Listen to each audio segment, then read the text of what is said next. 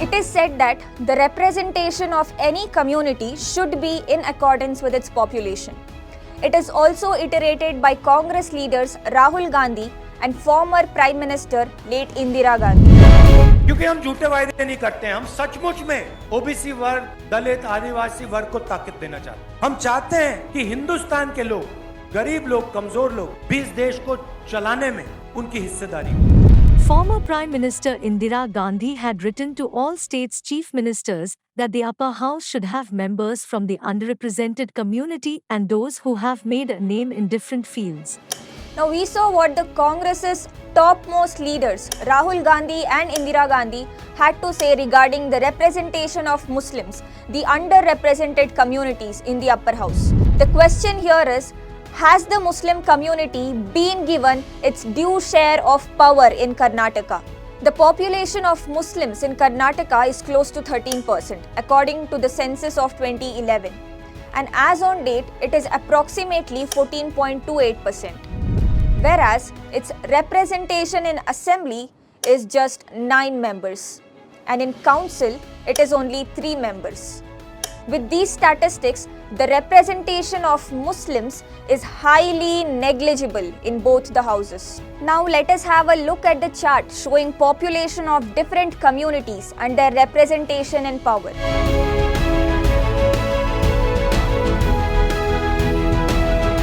The Lingayat community has a population percentage of 14%. Their vote share for Congress is 8%. The percentage of Lingayat community's vote to Congress is 21%. Number of MLA seats given to them are 46. Number of MLA seats won by them are 37. Number of cabinet ministers are 8 and number of MLCs is 1. The Vokkaligas community has a population percentage of 11%. Their vote share for Congress is 8%. The percentage of Vokkaligas community's vote to Congress is 28%. The number of MLA seats given to them is 42. Number of MLA seats won by them is 25. Number of cabinet ministers are 6 and number of MLCs is 0. The Kuruba community has a population percentage of 6%. Their vote share for Congress is 13%. The percentage of Kuruba community's vote to Congress is 56%. Number of MLA seats given to them are 16. Number of MLA seats won by them are 10, number of cabinet ministers are 2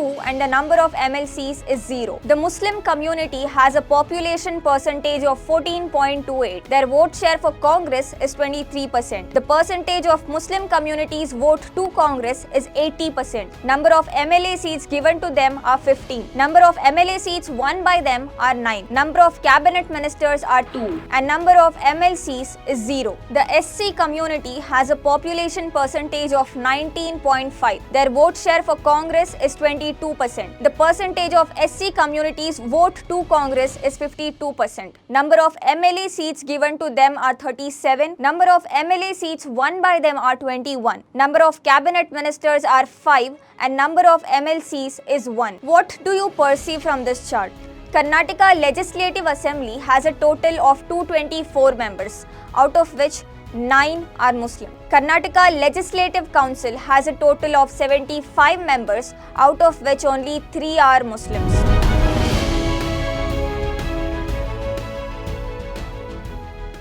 It is to be noted that the Muslim community has voted en masse to Congress in Karnataka, resulting in the Grand Old Party to attain majority in the assembly. It is also said that about 85% of the Muslim community has voted for Congress.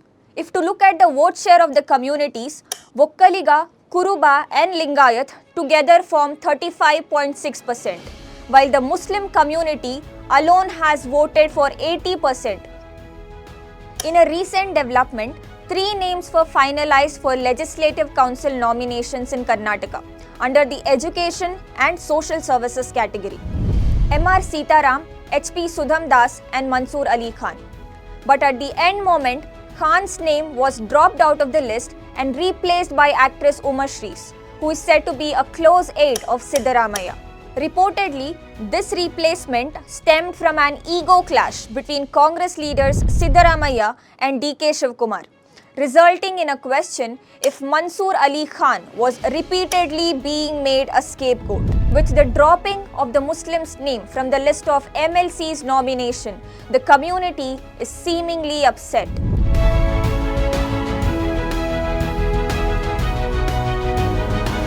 Everyone is aware of the fact that Muslim community has played a significant role in Karnataka assembly elections and the victory of Congress. In the recently concluded assembly elections in Karnataka, out of 15 tickets that were given to Muslims, only 9 candidates made it to the assembly. Whereas the Congress's nomination as MLCs for Muslims was very negligible. This attitude of Congress party is leading to serious objections and queries, alleging is the Congress party taking Muslim community for granted.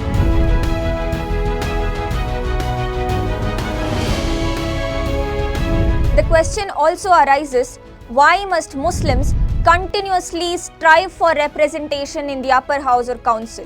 Why do the members of the community need to be accommodated in the upper house? The reason that is given by most Congress leaders is that Muslims fail in succeeding in electoral politics. They can't win general elections. Hence, they may be nominated in the upper house.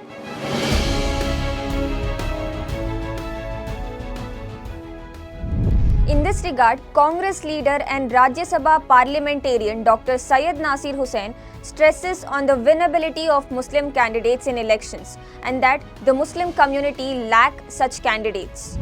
Politics एक अपनी जगह है, election एक अलग art है। Election जीतना, लड़ना, लोगों के वोट लेना, अलग अलग कम्युनिटीज का लोगों वोट लेना, आजकल जो है ना इलेक्शन बहुत टेक्निकल हो गया है। इलेक्शन बहुत ज्यादा एक आर्ट टाइप बन गया है, रिसोर्सेज भी बहुत जरूरत है।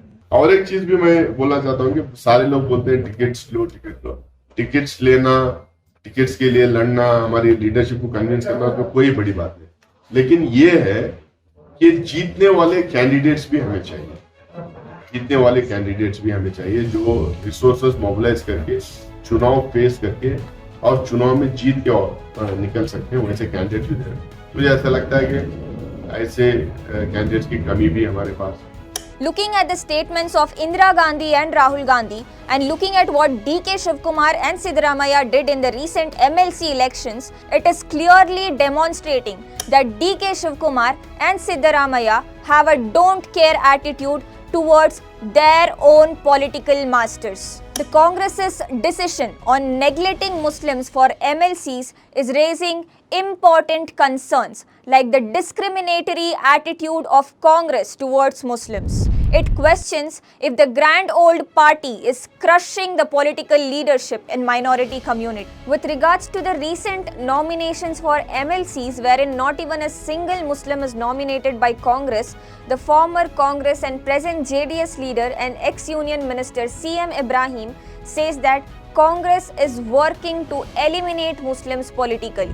मैं बोला ना, कांग्रेस से मैं अभी भी अपील करता हूँ, पाप मंसूर नया बच्चा उसे गला काटने को कांग्रेस पार्टी जो है अक़लियतों के साथ दोबारा बहुत बड़ा मजाक किए, पॉलिटिकली ख़त्म करने का काम कर रहे हैं, मुसलमानों को बेवकूफ़ बनाने का काम, मुसलमानों को अंधेरे में रखने का काम दोबारा आज ये लोग करने की कोशिश किए हैं। उनसे मैं अपील करता हूँ, अक़लियतों के ऊपर तुम्हारी मोहब्बत क्या है कहने का मुझे मालूम है। 4 senior ministers from Siddaramaiah's cabinet, G. Parameshwara, K.H. Muniyappa, H.C. Mahadevappa and R.B. Timmapur, wrote a letter to Congress High Command objecting the nomination of Sudham Das, who is a former ED officer. The ministers urged to choose deserving candidates who worked for and contributed to the party. Despite these serious objections, his name was nominated. When we look at the choice of Congress's leadership for nominations to the Legislative Council, the party has chosen senior leaders, disregarding the young and competitive. Objecting to and severely criticizing the Congress's decision about their choice, KPCC spokesperson and Supreme Court advocate Sanket Yenagi in a statement said that the party needs to create special opportunities for competent, well-educated, passionate and dedicated youths rather than preferring only senior leaders and their kin. The party will be bereft of young leaders if this continues, Yenagi said. OBC Commission Kantraju report on caste-based education census report as per 2017 states that the population of SCs in Karnataka is 1 crore 8 lakh, Muslims is 75 lakh, Lingayats is 59 lakh, Vokkaligas is 49 lakh, Kurubas is 43.5 lakhs, ST is 42 lakhs, Ediga is 14 lakhs and Brahmin is 13 lakhs. Now let us have a look at the commission which was constituted to study the backwardness of Muslims in Karnataka. Chinnappa Reddy Commission. Justice Chinnappa Reddy Commission in 1990 had considered Muslims both educationally and socially backward. It had also declared that the economic plight of Muslims is close to that of the SCs. And in many educational parameters, Muslims were far worse than the scheduled castes. It is to be noted that the Muslim, Vokkaliga, Lingayat and Kuruba are the major communities. But since the country attained independence, the two major castes, Vokkaligas and Lingayats, have been controlling the levers of power in Karnataka, claiming to be the topmost communities in the state. These two castes have always accounted for 50% of the MP and MLA seats from the state, irrespective of the party in power. Whereas the population of Dalits and Muslims outnumber the Lingayat and Vokkaliga. That is, the population of SCs and Muslims together constitute more than what Lingayats and Vokkaligas are. The community-wise population is as follows: SCs 19.5%, Muslims 16%, Lingayat 14%, Vokkaligas 11%. These are the statistics demonstrating the strength of the communities. The Muslim leadership seems to be very weak despite having higher strength by the means of population. The leadership has never been able to persuade, convince or bargain for proportional or adequate representation from the political parties, neither in the assembly nor in the council or parliament. When questioned on why the Muslim community is not being given tickets proportionate to its population, Congress spokesperson Nizamuddin Faujdar defends the party, saying the Congress doesn't discriminate between communities and that the Congress believes in doing social justice. But the party's saying is not actually seen on ground. इस बार 2023 के election के बाद 6 MLCs का nomination हुआ और election हुआ. उसमें एक कहा गया था कि एक माइनॉरिटीज़ को आएगी, लेकिन इस बार किसी वजह से नहीं हुआ है. आने वाले वक्त में कांग्रेस पार्टी का एक ही एजेंडा है कि सोशल जस्टिस होना चाहिए. इस पार्टी ने सोशल जस्टिस को पिछले 75 ईयर्स से बहाल करते हुए आई है. आने वाले वक्त में भी सोशल जस्टिस को मुद्दा रहेगा और उसको एक कहते हैं एक फ़िलॉसफी, एक फ़लसफ़ा है, उसको जारी रखेंगे. आने वाले वक्त में डिज़र्विंग कैंडिडेट्स हों, डिज़र्विंग सोसाइटी के कम्युनिटीज़ हों, उनको हिस्सा दिया जाएगा, उनको पार्टिसिपेट, एक डेमोक्रेसी में पार्टिसिपेट करने का मौका दिया जाएगा. आने वाला वक्त बहुत है.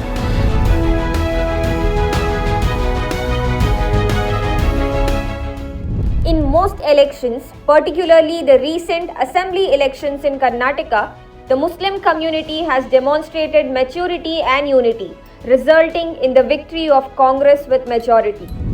Why can't the community unite and pressurize the secular parties for more tickets for Muslims? This way, the community leaders may become more persuasive and convincing so that they may lay pressure on the secular parties, urging for more tickets to ensure better representation in assembly. There are some points to ponder upon, to be worked on to build leadership from ground with the support of the community.